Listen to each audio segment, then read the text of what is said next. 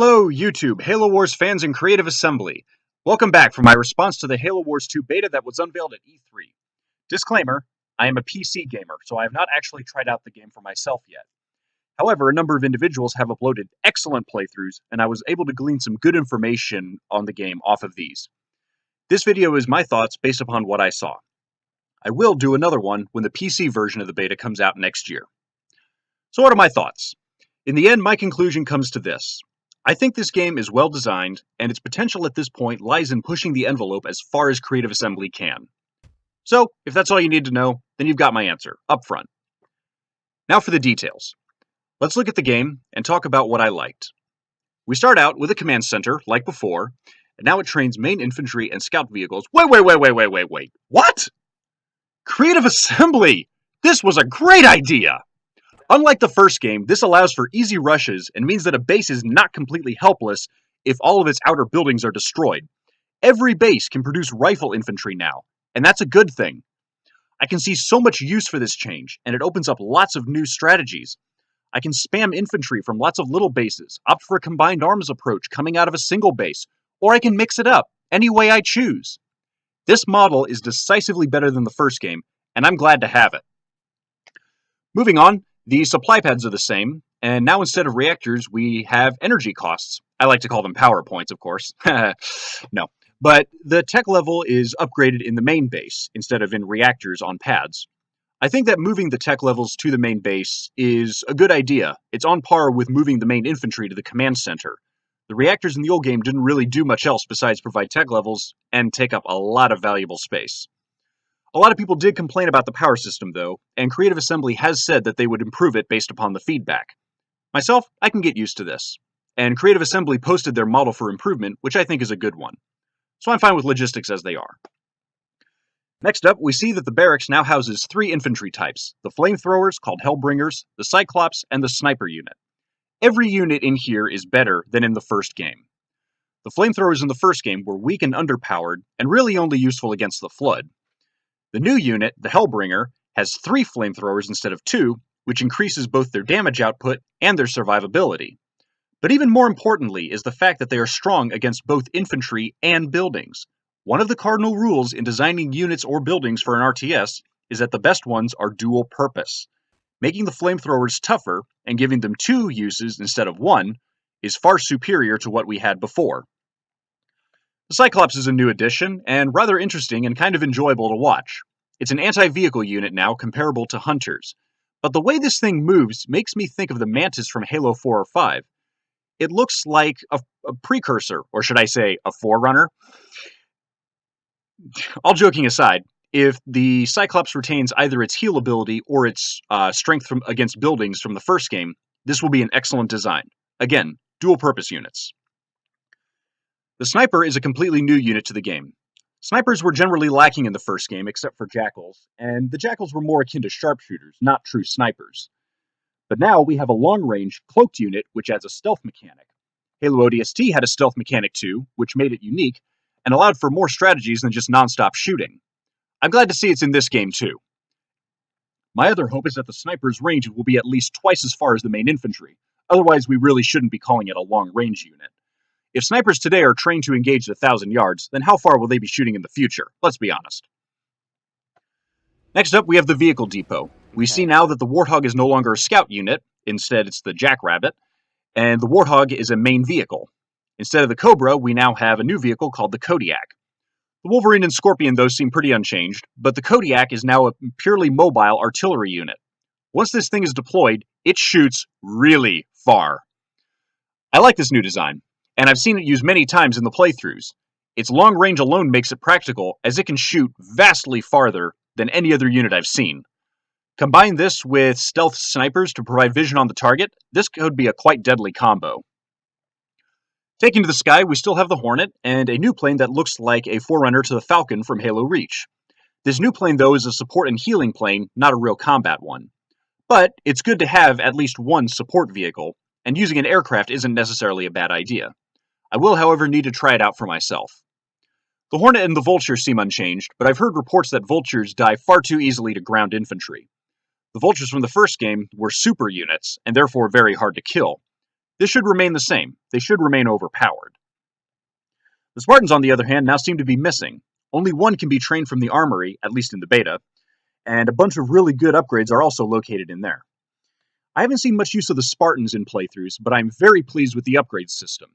In my video on upgrades, link in the description, I suggested a series of upgrades that would be paid for with battle score and need constant repurchasing between missions.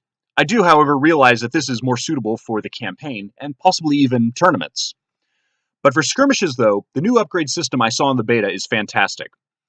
At the barracks and other unit-producing structures, there are generic upgrades for infantry, or vehicles, or aircraft, which increase their prowess in combat, as opposed to upgrading their equipment or reducing their cost. These first upgrades are what I would call training upgrades, and the other two would be called battle equipment upgrades or logistical upgrades, respectively. The beta had all three types, which is freaking awesome. It adds more complexity to gameplay and allows players to have cheaper units, or better equipment, or any combination thereof. Also, the new power trees are simply amazing. I love the design from Battle for Middle-earth series, and this game's model is very similar. I have no complaints about it. Close air support is my favorite, and when I made my series on how the game could be improved for the sequel, I had actually suggested making aircraft function just like close air support. The only differences would be that the area the aircraft orbit could be moved instead of being static, and that aircraft would be trained from the airpad rather than be a summoned power. But naturally, when I saw close air support in action for the first time, I was thrilled. The defensive turrets have also been redesigned. For the UNSC, they now have a vision tower that can spot cloaked units, a short-range cannon, and a long-range siege gun. The Banished have sensors, shield generators, and turrets. In my video on buildings, I suggested that artillery pads could be a new building option, and I did think of it in terms of short-range, mid-range, and long-range options and upgrades. And this, of course, includes nukes and shield generators in the mix. I did envision it as a new building, rather than all being contained within the turrets, but that said, this game uses that same model, so I can't really complain. It's what I wanted, and they managed to make it work by fitting all of them into the turret options. So, if it works, it works. I'm not going to complain. And now for the villains. The Banished are interesting because they are the same species as the Covenant, but with a different order to their hierarchy. The elites are now a minority and play a more specialist role, while the brutes dominate. Lots of their equipment appears to be much tougher than before, and they share a very similar model of buildings and units with the UNSC. But the biggest advantage I see in the Banished is that they keep a similar theme to the first game. In the first game, we were facing the Covenant at its most evil. Its most powerful state was Halo Reach, but its most evil was Halo Wars at the beginning of the war. Now we face an enemy who may be even more evil than the Covenant, and more powerful. I can't wait to see how the plot plays out. So all in all, I like the design. Some people complain about the graphics being very cartoonish, but the first game was the same. But a little more grittiness to the colors and textures would not hurt. So that's what I like, and I don't think there's anything actually bad about the game. I see lots of places where Creative Assembly could push the envelope and make this game even more interesting to play. One advantage they have now is that the circular menus have 10 slots instead of 8 from before. This gives room for more options, new options, and potentially more upgrades. So this all leads to the question, where could the envelope be pushed?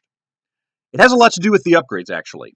If they make a Halo Wars 3, I'd love to see more diversity among the infantry, like I proposed in my first video, link in the description. But sticking to Halo Wars 2, I can think of a few upgrades that I think would add more depth to the strategy. The unit and building composition works, and it's really just me wanting more toys for them to play with. Here's the list of what I'm thinking of. Dual unit upgrades, team upgrades for smaller units, new upgrades to the turrets, and deployable cover. The first one is dual unit upgrades.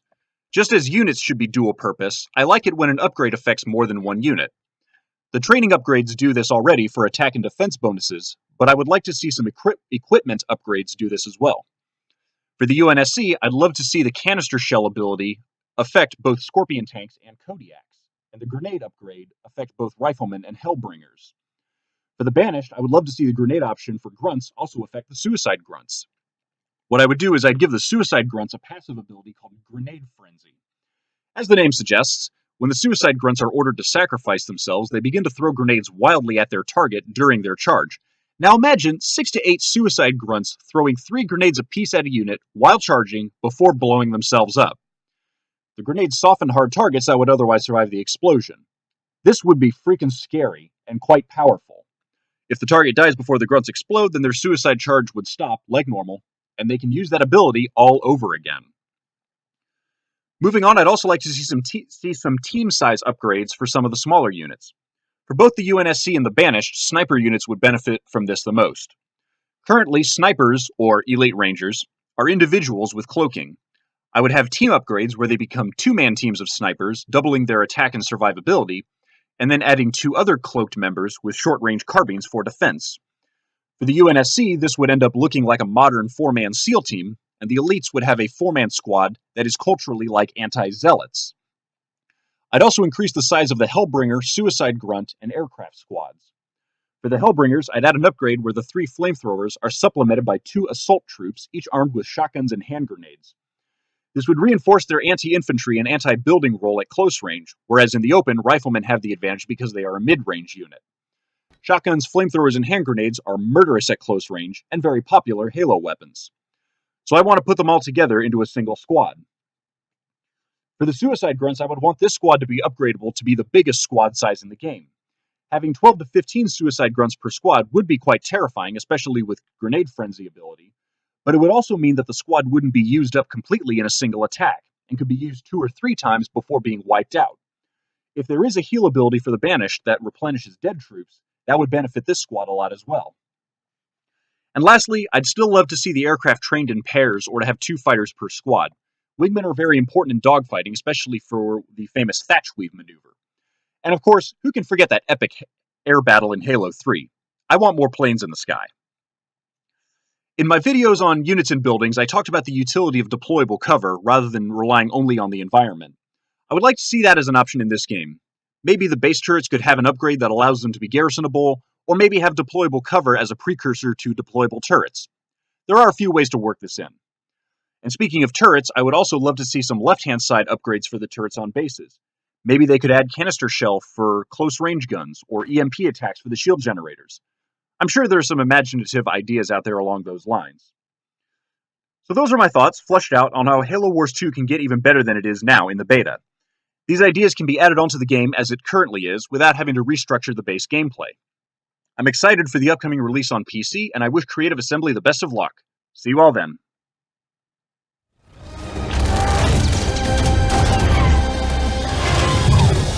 28 years, Professor. Let's see what kind of galaxy we woke up to.